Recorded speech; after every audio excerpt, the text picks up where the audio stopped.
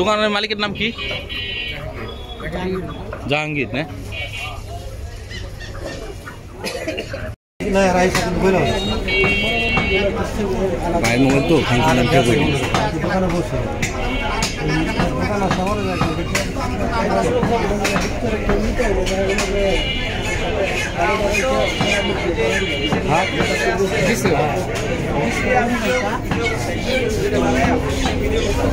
তো প্রসেসিং করাই।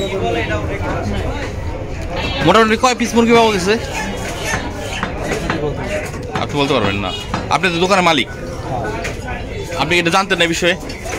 আমি তো জানি, জানি না, কিছু বলেন না আগে পিছিয়ে। আরে ভাই এটা কুকুরের জন্য বিড়ালের জন্য নেয়, এটা তো আমি জানি।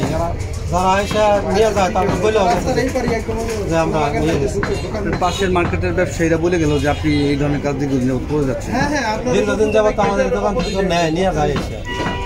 কে বলছে? ডাকবেন, মুরব্বী বলে গেল। ডাকেন ডাকেন। আপনি এখানে বলবেন, তখনই বলবেন।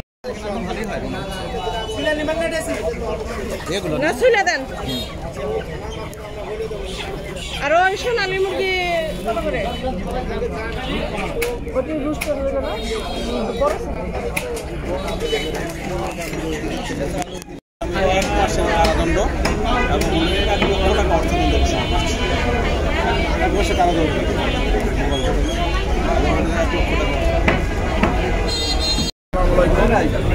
সবাইকে আপনারা জানেন যে সাবান নামা গেন্দা যে একটা বাজার রয়েছে, অভিযোগের প্রেক্ষিতে এখানে আমরা এসেছি যে বাজারের দোকান থেকে মরা মুরগি বিক্রি করে। তো এসে হলো যে আমাদের সেন্ট্রাল ইন্সপেক্টর যে আছে উপস্থিত ছিল, সাংবাদিক ভাইয়েরা শুরু থেকে তারা উপস্থিত ছিল।